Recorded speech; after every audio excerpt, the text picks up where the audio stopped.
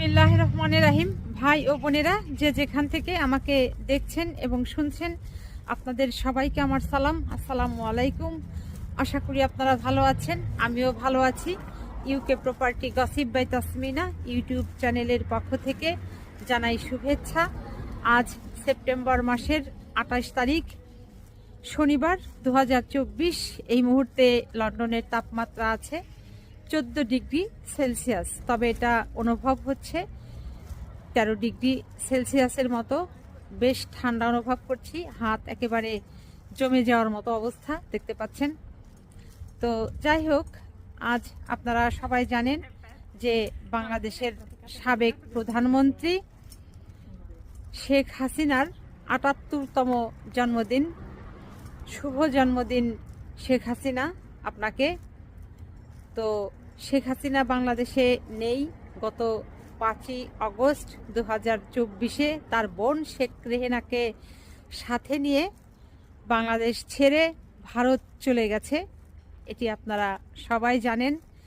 জানি না শেখ হাসিনা এখন কেমন আছেন সেখানে, তবে মাঝে মধ্যে বিভিন্ন মিডিয়াতে, তারপর হচ্ছে বিভিন্ন প্রিন্ট মিডিয়াতে যে খবরগুলো আসে, তাতে যে খবরগুলো পাই, যে খবরগুলো পড়ি, বুঝতে পারি হয়তো মেয়েকে নিয়ে ভালোই আছে, বোনের সাথে ভালোই আছে,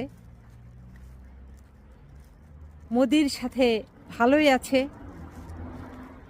আজ তার জন্মদিন, এই উপলক্ষে হয়তো মোদির সাথে তার কেকও কাটা হবে।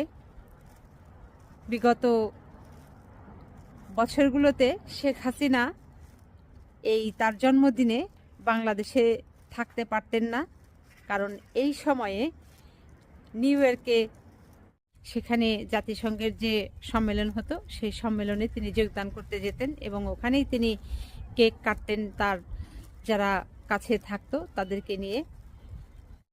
শেখ হাসিনার জন্মদিনে আজ বাংলাদেশের কোথায় কি হলো সেটি দেখতে আপনার ফেসবুকে ঢুকেছিলাম, তারপর ইউটিউবে ঢুকেছিলাম। আমার বাপের জন্মে এইরকম জন্মদিন পালন আমি আসলে সত্যিকার দেখি নাই। সর্বনাশ! যেভাবে বাংলাদেশে আজ শেখ হাসিনার জন্মদিন বাংলাদেশের জনগণ পালন করছে, এটি দেখে তো আমার চোখ চরক গাছ। যে কি সর্বনাশ! এভাবে কেউ কারো জন্মদিন পালন করে? এইভাবে বাংলাদেশের মানুষ শেখ হাসিনার জন্মদিন পালন করবে, এটি তো আমি আসলে কল্পনাও করতে পারিনি। শেখ হাসিনার জন্মদিন নিয়ে কথা বলতে বলতে হাঁটতে হাঁটতে চলে এলাম টেমস নদীর পাড়ে। টেমস নদীতে এখন জোয়ার আসতেছে আস্তে আস্তে, আর কি পানি বাড়ছে, অনেক বাতাস, ঢেউ দেখতে পাচ্ছেন। তো শেখ হাসিনার কথা আসলে কি বলবো, বলে শেষ করা যাবে না। তিনি বাংলাদেশের শত শত হাজার হাজার ছাত্রদেরকে মেরে তাদের বুকের তাজা রক্তের উপর দিয়ে হেঁটে পালিয়ে চলে গেছেন বাংলাদেশ ছেড়ে। তবুও বাংলাদেশের মানুষ জানে বাঁচছে, আলহামদুলিল্লাহ বলেন সবাই।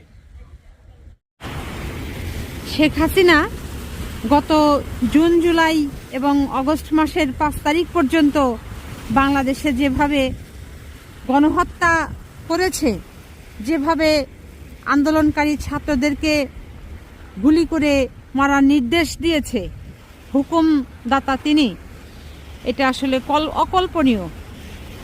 ছোট ছোট নিরস্ত্র নিরীহ মেধাবী শিক্ষার্থীদেরকে তিনি তার পুলিশ বাহিনী দিয়ে যেভাবে হত্যা করেছেন, শত শত হাজার হাজার প্রাণের বুকের তাজা রক্তের বিনিময়ে আজ বাংলাদেশ এই শেখ হাসিনা স্বৈর শাসক তার থেকে মুক্ত হয়েছে।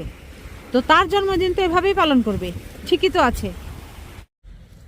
আজ বাংলাদেশের একটি টিভি চ্যানেল বাংলা ভিশনের কোনো একজন সাংবাদিক একটি রিপোর্ট করেছেন। তো সেই রিপোর্টের কথাগুলো হচ্ছে এরকম যে শেখ হাসিনা তার জন্মদিনে উপহার হিসাবে নিতেন বস্তা বস্তা টাকা।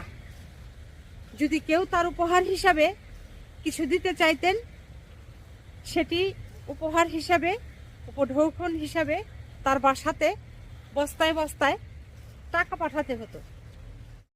বিষয়টা আসলে অবাক করার মতো যে তিনি বাংলাদেশের একজন প্রাক্তন প্রধানমন্ত্রী হয়ে তার জন্মদিনের উপহার হিসাবে তিনি বস্তায় বস্তায় টাকা নিতেন। এটি শুনতেও কেমন লাগে। আর সেই কাজটি তিনি বাস্তবে করতেন। সত্য যে গোপন থাকে না, একদিন বের হয়ে যায়। এই যে দেখেন তার সম্বন্ধে এই যে কথাগুলো এখন সব আস্তে আস্তে এক এক করে বের হয়ে যাচ্ছে। আসলে শেখ হাসিনা যে কি পরিমাণ অর্থলোভী ছিলেন এখান থেকেই সেটার প্রমাণ মেলে। কাজেই শেখ হাসিনা, আপনি ভারতে গেছেন, ভালো আছেন, আজ আপনার জন্মদিন, মোদি সাহেবের সাথে বসে কেক কাটেন। শেখ হাসিনা যখন বাংলাদেশ ছেড়ে গত 5ই আগস্ট 2024 ভারতে চলে গেলেন, তখন অনেকেই অনেক কথা বলতেন, অনেক জল্পনা কল্পনা করতেন। ওখানে শেখ হাসিনা হয়তো ভালো নেই, কি করছেন না করছেন এটা সেটা। কিন্তু আমার কেন জানি একেবারে প্রথম দিক থেকেই মনে হয়েছে যে শেখ হাসিনা ওখানে গিয়ে অবশ্যই ভালো আছে।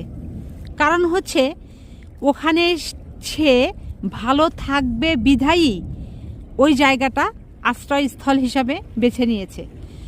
বাংলাদেশে তার আর আসার কোনো প্রয়োজন নাই, দরকার নাই। বাংলাদেশের মানুষ তাকে আর চায় না। কাজে শেখ হাসিনা ভারতে ভালো আছে, ওখানেই সে থাকুক, এখানে এসে আর দরকার নাই। তো আজ এখানেই শেষ করব। সবাই ভালো থাকবেন, সুস্থ থাকবেন এবং আমার জন্য দোয়া করবেন। আমার এই চ্যানেলটিতে লাইক, কমেন্ট, শেয়ার এবং সাবস্ক্রাইব করবেন। আসসালামু আলাইকুম, আল্লাহ হাফিজ।